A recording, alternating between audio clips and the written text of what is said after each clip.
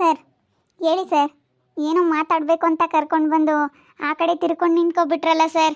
Sir ಯಾಕೆ sir ಇಲ್ಲಿ ಕರ್ಕೊಂಡು ಬಂದಿದ್ದು?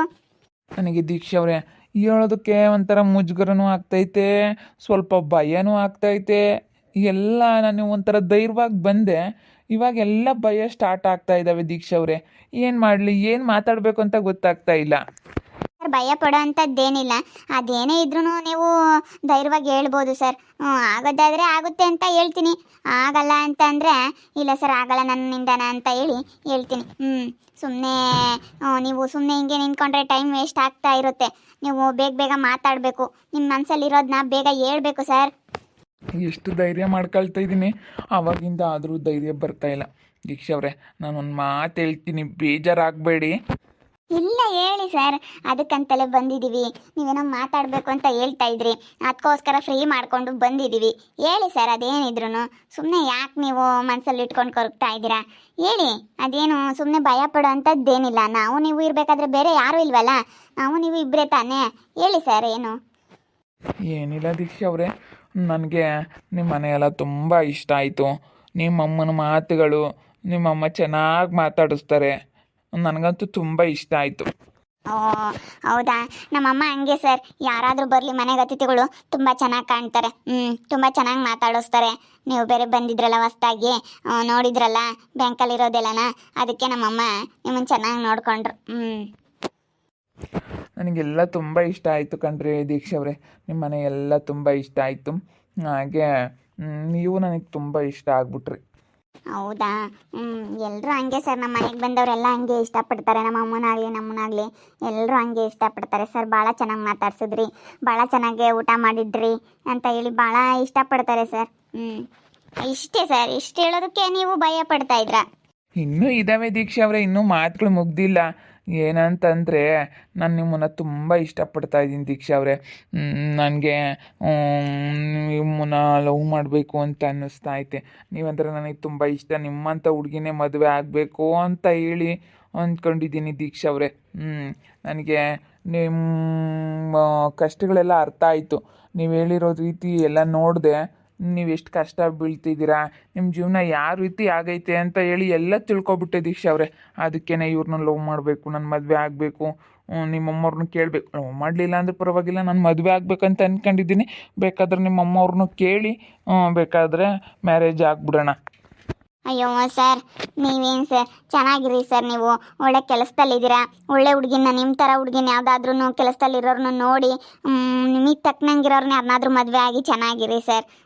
ನಾವೆಲ್ಲ ಏನು ಕೆಲಸ ಇಲ್ಲ ಏನಿಲ್ಲ, ಏನೋ ಒಂದು ಮಾಡಿಕೊಂಡು ನಮ್ಮ ಜೀವನ ಆಲ್ರೆಡಿ ಎಲ್ಲ ಹಾಳಾಗಿ ಹೋಗೈತೆ. ಏನು ಮಾಡಲಿ, ಇವಾಗ ಎಲ್ಲ ನಾವು ಅನುಭವಿಸ್ತಿರೋದು ಸಾಕು. ನಮಗೆ ಮತ್ತೆ ಅನುಭವಿಸೋದಕ್ಕೆ ಆಗೋದಿಲ್ಲ ಸರ್. ಅದಕ್ಕೋಸ್ಕರನ ನೀವು ನಿಮಗೆ ತಕ್ಕನಾಗಿರೋ ಹುಡುಗಿನ ಯಾರನ್ನಾದ್ರೂ ನೋಡಿ ಮದುವೆ ಆಗಿಬಿಡಿ ಸರ್. ಇಲ್ಲ ದೀಕ್ಷಾ ಅವರೇ, ನಮಗೆಲ್ಲ ಅರ್ಥ ಆಯಿತು. ನನಗೆ ನನ್ನ ಥರ ನನ್ನ ಲೆವೆಲಿಗೆ ತಕ್ಕನಂಗೆ ಇರಬೇಕು ಅನ್ನೋದೇನಿಲ್ಲ ಹುಡುಗಿ. ನಿಮ್ಮ ಥರ ಚೆನ್ನಾಗಿದ್ದರೆ ಸಾಕು ನನಗೆ. ಈಗ ನಿಮಗೆ ಪಾಪ ಇನ್ನೂ ಚಿಕ್ಕ ವಯಸ್ಸು, ಈಗಲೇ ಜೀವನ ಹಾಳಾಗೈತೆ. ನಿಮ್ದು ಎಷ್ಟು ಒಳ್ಳೆ ಮನಸ್ಸು ಅಂತ ಗೊತ್ತಾಯಿತು. ನನಗೆ ಭಾಳ ಇಷ್ಟ ಆಗ್ಬಿಡ್ತು. ನಿಮ್ಮ ಮನೆ ಆಗಲಿ, ನಿಮ್ಮ ಗುಣ ಸ್ವಭಾವ ಆಗಲಿ ಎಲ್ಲನ ಭಾಳ ಇಷ್ಟ ಆಯಿತು. ಅದಕ್ಕೋಸ್ಕರನ ನನಗೆ ಏನೋ ಒಂಥರ ನಿಮ್ಮನ್ನು ನೋಡಿದಾಗಿಂದ ತುಂಬ ಇಷ್ಟ ಆಗ್ಬಿಟ್ರಿ.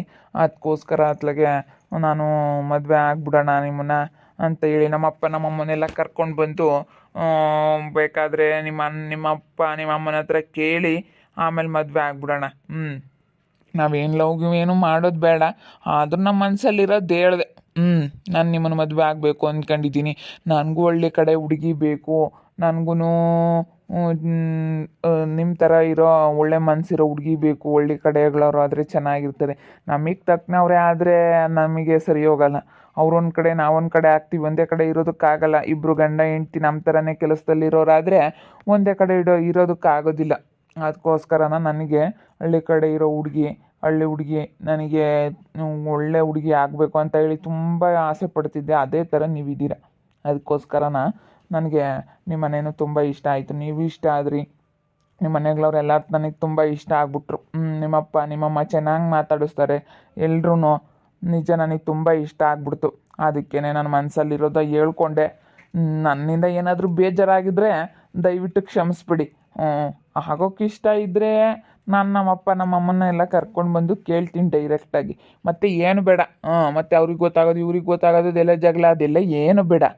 ಡೈರೆಕ್ಟಾಗಿ ನಮ್ಮಪ್ಪ ನಮ್ಮಮ್ಮನ ಕರ್ಕೊಂಬರ್ತೀನಿ, ಕೇಳ್ತೀನಿ. ಅದೇ ಸರ್, ಆಲ್ರೆಡಿ ಹಿಂಗಾಗಿದೆಯಲ್ಲ, ನಿಮ್ಮ ಮನೇಲಿ ಒಪ್ತಾರೋ ಇಲ್ವೋ, ನಿಮ್ಮಪ್ಪ ನಿಮ್ಮಮ್ಮ ತುಂಬ ಆಸೆ ಇಟ್ಕೊಂಡಿರ್ತಾರೆ, ನನ್ನ ಮಗನಿಗೆ ಒಳ್ಳೆ ಹೆಣ್ಣು ತರಬೇಕು, ಹಿಂಗೆ ಚೆನ್ನಾಗೆ ಮದುವೆ ಮಾಡಬೇಕು, ಚೆನ್ನಾಗೆ ನಮ್ಮ ಮನೆಗೆ ನಮಗೆ ತಕ್ಕನ ಸೊಸೆ ಇರಬೇಕು ಅಂತ ಹೇಳಿ ನಿಮ್ಮಪ್ಪ ನಿಮ್ಮಮ್ಮ ತುಂಬ ಆಸೆ ಇಟ್ಕೊಂಡಿರ್ತಾರೆ ಸರ್.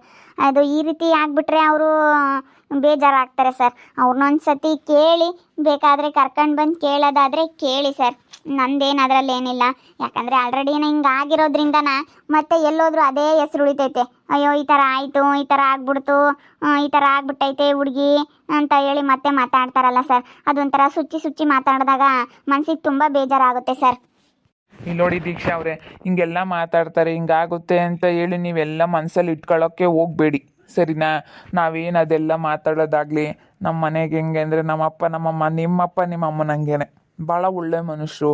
ಅವರು ನಾನು ಹೇಳ್ದಂಗೆ ಒಳ್ಳೆ ಹುಡುಗಿ ಕಣಪ್ಪ, ಈ ಥರ ಆಗೈತೆ ಅಂತ ಹೇಳಿ ನಮ್ಮಪ್ಪ ನಮ್ಮಮ್ಮನ ಒಪ್ಸೋ ಜವಾಬ್ದಾರಿ ನಂದು. ಅವ್ರು ಒಪ್ಕೊಳ್ತಾರೆ, ಅದಕ್ಕೋಸ್ಕರನ ಪ್ಲೀಸ್ ಅರ್ಥ ಮಾಡ್ಕೊಳ್ಳಿ. ನಾನು ಇವಾಗ ಕೇಳ್ಕೊಳ್ತಾ ಇದ್ದೀನಿ, ನೀವೇನೋ ದೊಡ್ಡ ಮನ್ಸು ಮಾಡಿ ಇವತ್ತು ನೀವು ಒಪ್ಕೋಬೇಕು. ಅಲ್ಲ ಸರ್, ಇವಾಗ ನನಗೆ ಹಿಂಗಾಗ್ಬಿಟ್ಟೈತೆ, ನನಗತ್ತೆ ಭಯ ಸರ್. ಮತ್ತೆ ಯಾಕಪ್ಪ ಸುಮ್ಮನೆ ನಾನು ನಾಳೆ ಬೇಜಾನ್ ಜನ ಕೇಳಿದ್ರು ಸರ್, ನಾನು ಆದರೆ ಯಾರನ್ನೂ ಮದುವೆ ಆಗೋದಕ್ಕೆ ಒಪ್ಕೊಂಡಿರಲಿಲ್ಲ. ಇವಾಗ ನಾನು ಒಪ್ಕೊಳ್ಳೋದಕ್ಕೆ ಆಗೋಲ್ಲ ಸರ್. ಯಾಕಂತಂದರೆ ನಮಗೆ ಇವಾಗ ಹಿಂಗಾಗೈತಲ್ಲ, ನನಗೆ ಮತ್ತೆ ಎಲ್ಲಿ ನನ್ನ ಜೀವನ ಹಿಂಗಾಗುತ್ತೋ. ಆಲ್ರೆಡಿ ಸುಮ್ಮನೆ ನೆಮ್ಮದಿಯಾಗಿರೋಣ, ನಮ್ಮಪ್ಪ ನಮ್ಮಮ್ಮನ ಬೇರೆ ನೋಡ್ಕೋಬೇಕು. ಇಲ್ಲೂ ಯಾರೂ ಇಲ್ಲಲ್ಲ ಸರ್ ಗಂಡು ಮಕ್ಕಳು, ಅದಕ್ಕೆ ಅತ್ಲಾಗ ನಮ್ಮಪ್ಪ ನಮ್ಮಮ್ಮನ ಬೇರೆ ನೋಡ್ಕೋಬೇಕು, ಅದಕ್ಕೆ ಇಲ್ಲೇ ಇರೋಣ ಅಂತ ಸರ್. ಸುಮ್ಮನೆ ಯಾಕೆ ಇವಾಗ ನಾನು ಹೋಗೋದು ಬೇರೆ ಕಡೆ, ನಮ್ಮಪ್ಪ ನಮ್ಮಮ್ಮನ ನೋಡ್ಕೊಳ್ಳೋರು ಇಲ್ದಂಗೆ ಆಗ್ತಾರೆ. ತುಂಬ ಕಷ್ಟ ಸರ್ ಜೀವನ. ಹೋದ್ಮೇಲೆ ಅಲೆ ಎಲ್ಲ ಅನುಭವಿಸ್ಬಿಟ್ಟಿದ್ದೀವಿ, ಹೆಂಗೆ ಏನು ಅಂತ ಹೇಳಿ ನಮ್ಮಪ್ಪ ನಮ್ಮಮ್ಮನ ಮಾತು ಕೇಳ್ದಲೇ ನಾವು ಹೋಗಿ ಮದುವೆ ಆಗಿ ಊರಿಗೆ ಹೋಗಿ ಅಲ್ಲೆಲ್ಲ ಅನುಭವಿಸಿ ಅಲ್ಲೆಲ್ಲ ಮಾತು ಕೇಳಿ ಹೆಂಗೆಂಗೋ ಆಯಿತು ಸರ್. ಅದನ್ನೆಲ್ಲ ನೆನೆಸ್ಕೊಂಡ್ರೆ ಈ ಜೀವನನೇ ಬೇಡಪ್ಪ, ಒಬ್ಬಂಟಿಯಾಗಿ ಸುಮ್ಮನೆ ಹಿಂಗೆ ಏನಾದರೂ ಒಂದು ಕೆಲಸ ಮಾಡಿಕೊಂಡು ಇದು ಬಿಡೋಣ ಅನಿಸುತ್ತೆ. ಯಾವ ಮದುವೆ ಬೇಡ, ಯಾವ ಮಕ್ಕಳು ಬೇಡ ಅಂತ ಅನಿಸುತ್ತೆ ಸರ್. ಅಷ್ಟು ಬೇಜಾರಾಗ್ಬಿಟ್ಟೈತೆ ನನಗಂತೂ. ಇಲ್ಲ ಬೇಜಾರಾಗಬೇಡಿ, ದಯವಿಟ್ಟು ಬೇಜಾರಾಗಬೇಡಿ. ಅದನ್ನೆಲ್ಲ ಮನಸ್ಸಲ್ಲಿ ಇಟ್ಕೊಂಬಕ್ಕೆ ಹೋಗಬೇಡಿ. ಜೀವನ ಅಂದರೆ ಏಳು ಬೀಳು ಎಲ್ಲ ಸಹಜ. ಬಿದ್ದ ಮೇಲೆ ಅಲ್ಲೇ ಮೀರಬಾರ್ದು, ಎದ್ದೇಳಬೇಕು, ನಮ್ಮ ಕೆಲಸ ನಾವು ಮಾಡಬೇಕು. ಏನು ಮಾಡಲಿ, ಏನೋ ಆಗೋಗ್ಬಿಟ್ಟೈತೆ, ನೀವು ಅದನ್ನೇ ಮನಸ್ಸಲ್ಲಿ ಇಟ್ಕೊಂಡು ಕೊರಗಬೇಡಿ. ದಯವಿಟ್ಟು ನೀವು ಒಪ್ಕೋಬೇಕು. ನಾನು ನಿಮಗೆ ಹೇಳ್ತಾ ಇದ್ದೀನಿ, ನಾನು ಅದಕ್ಕೇ ಸುಮ್ಮನೆ ಯಾಕೆ ಅಂತ ಹೇಳಿ ನಾನು ಜಾಸ್ತಿನ ನಿಮ್ಮನ್ನ ಒತ್ತಾಯ ಮಾಡೋದಿಲ್ಲ. ಬೇಕಿದ್ರೆ ಅಷ್ಟೇ, ನೀವು ಇಷ್ಟು ಹೇಳಿದ್ರಲ್ಲ ಸರಿ ಸಾಕು. ಹಂಗಾದ್ರು ಏನೋ ಒಪ್ಕೊಳ್ರಿ. ನಮ್ಮಪ್ಪ ನಮ್ಮಮ್ಮನ ಕೇಳ್ತೀನಿ, ಕರ್ಕೊಂಡು ಬರ್ತೀನಿ ಅಂತ ಕೇಳಿದೆ. ನಾನು ಡೈರೆಕ್ಟಾಗಿ ನಿಮ್ಮಪ್ಪ ನಿಮ್ಮಮ್ಮನ್ನೇ ಕೇಳೋಣ ಅಂತ ಅಂದ್ಕೊಂಡೆ. ಆದರೆ ನಿಮ್ಮ ಮನಸ್ಸಲ್ಲಿ ಏನಿದೆ ಅಂತ ತಿಳ್ಕೊಂಡು ಆಮೇಲೆ ಮಾತಾಡಬೇಕು ದೊಡ್ಡವ್ರ ಹತ್ರ ಅಂತ ಹೇಳಿ ನಾನು ಸುಮ್ಮನೆ ಆದೆ. ನಾವು ಡೈರೆಕ್ಟಾಗೆ ಬೇಕಾದರೆ ಅವ್ರನ್ನೇ ಕೇಳ್ತಿದ್ವಿ. ಇಲ್ಲ ಸರ್, ಇಲ್ಲ, ನನ್ನ ಮದುವೆ ಆಗೋದಿಲ್ಲ ಸರ್. ನಮ್ಮಪ್ಪ ನಮ್ಮಮ್ಮ ನೋಡ್ಕೊಳ್ಳೋರು ಇಲ್ದಂಗೆ ಆಗ್ತಾರೆ, ಮತ್ತು ನಮಗೆ ಸುಮ್ಮನೆ ಸಮಸ್ಯೆಗಳಾಗ್ತವೆ. ಇಲ್ಲ ಸರ್, ಬೇರೆ ನಿಮಗೆ ಸರಿಯಾಗಿರೋ ಹುಡುಗಿನ ಯಾರನ್ನಾದ್ರೂ ನೋಡಿ ಮದುವೆ ಆಗಿಬಿಡಿ ಸರ್. ದಯವಿಟ್ಟು ಕ್ಷಮಿಸ್ಬಿಡಿ ಸರ್ ನನ್ನ. ಸರಿ ಆಯಿತು ದೀಕ್ಷಾ ಅವರೇ. ನೋಡಿದ್ರಲ್ಲ ವೀಕ್ಷಕರೇ, ಇವರು ನನ್ನ ಮದುವೆ ಆಗ್ತೀನಿ, ನಾನು ಚೆನ್ನಾಗಿ ನೋಡ್ಕೊಳ್ತೀನಿ ಅಂತ ಹೇಳಿ ಹೇಳ್ತಾ ಇದ್ದಾರೆ. ಆದರೆ ನನಗೆ ಮತ್ತೆ ನಾ ಅಪ್ಪ ಅಮ್ಮನ ನೋಡ್ಕೊಳ್ಳೋರು ಇಲ್ದಂಗೆ ಆಗ್ತಾರೆ.